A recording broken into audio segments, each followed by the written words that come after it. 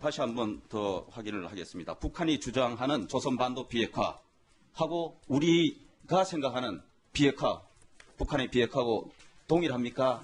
다릅니까? 북한이 계속해서 지금 주장하고 있는 조선반도 비핵화와 우리가 지금 목표로 하는 북한의 비핵화와는 차이가 있습니다. 한반도 비핵화의 궁극적인 목표는 북한의 비핵화라고 말씀드릴 수 있겠습니다. 그러면 우리가 생각하는 입장과 차이가 있습니다. 그런 걸 충분히 염두에 두면서 저희가 비핵화 협상을 해나가게 될 것입니다. 자, 북한이 얘기하는 비핵화, 그리고 미국과 우리가 이야기하는 비핵화, 그 의미가 같느냐 다르느냐, 지금 이 부분을 물어본 것인데요. 태영호 전 영국 주재 북한 공사는 이렇게 얘기를 했었습니다. 이 비핵화의 의미 해석을 정확하게 정의 내리고 협상을 해야 된다라고 불과 얼마 전에도 여러 번 경고를 했었죠. 들어보시죠. 2019년에는 이 핵 협상을 핵 군축 협상으로 좀 더 좁혀가서 네. 결국은 북한의 핵 보유국 지위를 더 굳건히 굳혀가겠다. 이런 전략적 의도가 담겨져 있다고 우리가 볼 수 있습니다. 김정은이가 뜬금없이 갑자기 핵무기 제조, 사용, 시험, 전파를 하지 않겠다고 이미 나는 말했고 집행했다. 이런 문장이 거기서 나옵니다. 이 네 가지는 정상적인 핵 보유국들이 하는 확약 선언입니다. 네. 그러니까 우리는 이미 핵 보유국이다. 그걸 내가 이미 전 세계에 다 이야기했기 때문에 지금 현재 우리와 미국 사이에 진행되는 한반도의 비핵화를 향한 이 협상은 더 엄밀한 의미에서는 핵 보유국인 미국과 핵 보유국인 북한이 진행하는 핵 군축 협상이다. 미북 협상이 점점 이제 진리의 거울로 네. 앞으로 다가오니, 진실의 거울로 앞으로 다가오니 지금 한반도 비핵화 개념 문제를 한국과 미국이 좀 제대로 이해해달라라는 그런 이제 강수를 두고 있는 것입니다. 지금 우리 대통령과도 여러 차례 만났고 미국 트럼프 대통령과도 지금 두 번째 만남을 준비하고 있습니다. 그동안 미국 트럼프 대통령과 우리 문재인 대통령 북한의 비핵화 의지를 재차 확인했다라고 여러 번 발표를 했는데 이제 와서 지금 그 비핵화가 북한과 우리가 다른 의미다? 이게 어떻게 되는 건가요, 지금? 이게 처음에 이제 북한이 비핵화의 진정성이 있느냐 없느냐는 부분 가지고 말이 시작된 게 작년도 4월 달에 정의용 실장하고 소원 국정원장이 이제 북한에 가서 김정은 위원장을 만나가지고 그때 한반도 비핵화는 선대 유언이다. 한반도 비핵화를 하겠다 얘기를 했습니다. 네. 그걸 가지고 미국에 가서 이제 트럼프 대통령한테 얘기를 하고 그래서 그걸 해가지고 이제 6.12 미국 정상회담이 이제 개최되는 거 아닙니까? 네. 그때도 썼던 말이 이제 한반도 비핵화고 4.27 남북 정상회담 쓴 말도 한반도 비핵화입니다. 근데 그 한반도 비핵화라는 의미 자체가 북한이 얘기하는 거하고 우리가 얘기하는 거하고 다르냐 같냐는 부분인데 이게 요번에 국회에서 얘기가 돼가지고 분명히 통일부 장관 다르다고 얘기를 분명히 했습니다. 네. 그러니까 통일부 장관은 다른지는 아는데 북한을 비핵화회담에 끌어당기기 위해서 우리가 편의상 그걸 갖다가 그냥 무견해졌다 이런 의미로 얘기를 하고 있는 거거든요. 네. 그런데 결과적으로 봤을 때 북한의 서로 비핵화라는 개념이 목표가 다르기 때문에 네. 합의를 했지만은 현재 비핵화 협상이 굉장히 어려워진 상황은 그건 사실이거든요. 네. 처음부터 단추를 잘못했다라고 네. 보는 게 맞겠습니다. 비핵화에 같은 단어를 두고 의미를 다르게 해석을 한 채로 지금까지 시간이 지나왔다. 글쎄요, 이걸 어떻게 이해를 해야 될까요? 우리 정부도요, 사실 북한은 핵을 포기할 의사가 전혀 없다는 여러 전문가들의 분석이 있었지만 이에 대해서 아니다라고 부인을 해왔잖아요. 그런데 이번에 신년사를 듣고 우리 정부도 아차했을 수 있을 것 같아요. 그렇죠. 그러니까 우리 정부는 이제 희망사항만 그동안 말해온 것입니다. 그냥 북한의 비핵화 정도로 북한의 말을 고지 들은 거고 이제 어떻게 보면 희망사항을 내려놓아야 할 상황에 직면하는 것입니다. 네. 북한이 말하는 것은 한반도의 비핵화, 즉 한반도에는 현재 남쪽에는 핵무기가 없고 이것이 전략 자산으로서 이제 오키나와와 괌에서 들어오는데 그것까지도 미군이 주둔하고 있기 때문에 이것과 연계시켜서 결국 한반도 비핵화, 미국이 전략 자산에 오는 것 자체도 북한의 비핵화가 이제 대칭 개념으로 비핵화를 하자 이런 설명이기 때문에 그동안 우리 정부는 좀 착각을 해왔는데 이제 결국 희망사항을 내려놔야 될 그런 운명의 시간에 직면한 것이죠. 네, 통일부도 이에 곧장 해명을 했습니다.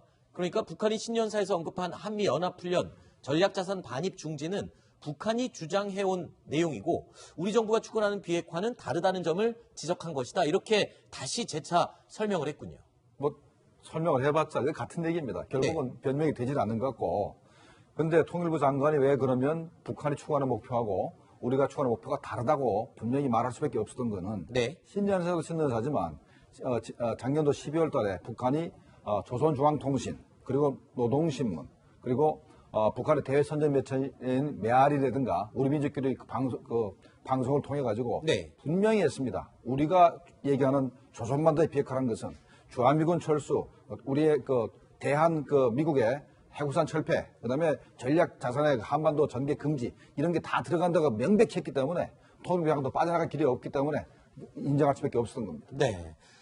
우리 정부조차 북한의 비핵화에 의구심을 품고 있는 상황인 것 같습니다. 이런 상황에서 지금 북한의 김정은 위원장은 시진핑 주석을 만나러 달려갔단 말입니다. 이걸 모두 지켜보고 있는 트럼프 대통령. 자, 2차 북미 회담에 대한 회의와 희망 굉장히 복잡하게 얽혀 있을 것 같아요. 그렇죠. 그래서 지금 워싱턴의 반응이 즉각적으로 나오고 있지 않는 게 바로 뭔가 신중론에 직면해 있다. 이렇게 볼 수가 있거든요. 어떻게 보면 김정은 위원장의 베이징 방문은 링에 올라가기 전에, 북미회담 링에 올라가기 전에 가서 중국의 훈시를 받고 오겠다. 어떻게 보면 북한에는 이 감독과 무슨 코치가 시진핑인 것처럼 이렇게 비춰지고 있고, 그래서 이제 미중 균열을 김정은 위원장이 어떻게 이용할 것인가, 이런 아마 해답을 얻기 위해서 간 것 같은데, 그렇기 때문에 미국으로서는 여기 신중론을 펴고 있고, 자칫 지난번 1차 6.12 싱가포르 정상회담 때처럼 워싱턴에서 우리 2차 정상회담 안 하겠다. 그러면 또 다시 북한은 우리에게 그 숙제를 풀기 위해서 대통령을 또 판문점으로 급히 부르지는 않겠는가. 네. 이런 상황도 우리는 예측을 해야 할 것입니다. 그런데 변수가 하나가 더 생겼습니다. 지금 북한 매체가 보도를 한 내용인데요. 시진핑 주석이 평양 답방을 곧 추진할 것이다 라는 내용으로 보도를 했어요. 이렇게 되면 트럼프 대통령 입장에서는 상당히 언짢을 것 같습니다. 일단 요번에 4차 북중간 정상회담 자체가 네. 우리 트럼프 대통령을 이제 좀 기분 나쁘게 만들었죠. 네. 왜냐하면 중국이란 나라가 북한에 대한 경제적인 영향력이 대무역의 90%를 중국하고 하기 때문에 그렇죠. 중국이 만약에 대북 제재를 이행하지 않으면 현재 북한을 비핵화 회담으로 끌어당기는 방법은 북한에 대한 군사적 공격을 하거나 아니면 대북 제재밖에 없습니다. 네. 그게 무너지게 되면 트럼프 대통령이 북한을 압박할 수단이 없어지기 때문에 상당히 현재 불편한 상황인데 시진핑 주석이 북한 가는 것은 아마도 2차 북미 정상회담 이후에 가기 때문에 네. 회담에 직접적인 영향은 없을 거로 생각은 됩니다. 네. 자, 이제 트럼프 대통령이 최근에 2차 북미회담 장소를 알아보고 있다라고 얘기를 했고, 뭐 양해가 있었는지 없었는지는 확인이 되고 있지 않지만 시진핑 주석과 김정은 위원장이 또 4번째 만남을 가졌습니다. 그런데 이 장소, 원래 몽골이 2차 북미회담 장소로 희망을 했었던 나라인데 최근에 갑자기 다시 못하겠다 이렇게 입장을 밝혔어요. 이유가 뭡니까? 네, 뭐 일기 조건, 춥고 여러 가지 면에서 좀 지리적으로 좋지 않다. 비행기 시간으로 볼 때는 김정은 위원장의 제일 가깝죠. 이상적인 장소입니다.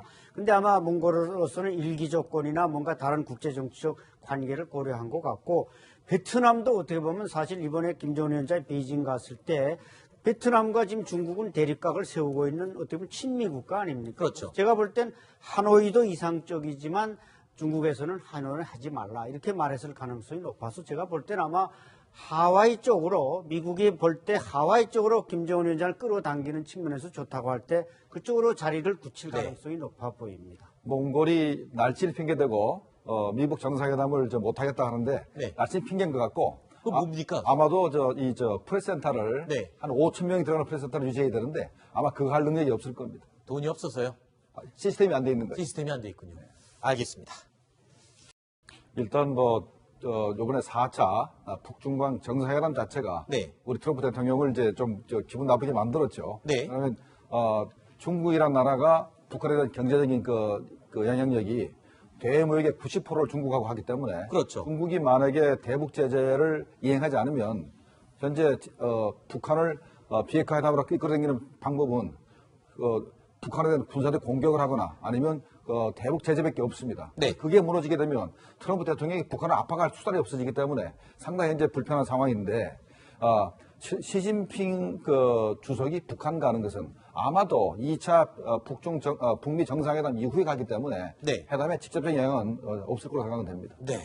자, 이제 트럼프 대통령이 최근에 2차 북미회담 장소를 알아보고 있다라고 얘기를 했고, 뭐 양해가 있었는지 없었는지는 확인이 되고 있지 않지만 시진핑 주석과 김정은 위원장이 또 4번째 만남을 가졌습니다. 그런데 이 장소, 원래 몽골이 2차 북미회담 장소로 희망을 했었던 나라인데 최근에 갑자기 다시 못하겠다 이렇게 입장을 밝혔어요. 이유가 뭡니까? 네, 뭐 일기 조건 춥고 여러 가지 면에서 좀 지리적으로 좋지 않다. 비행기 시간으로 볼 때는 김정은 위원장의 제일 가깝죠. 이상적인 장소입니다.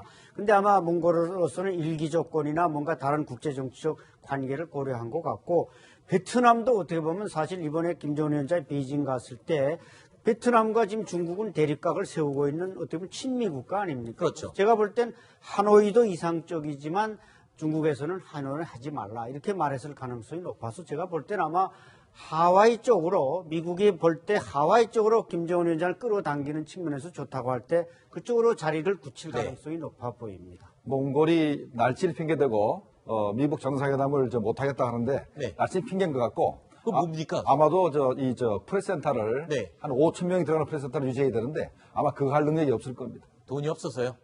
시스템이 안 돼 있는 거예요. 시스템이 안 돼 있군요. 알겠습니다.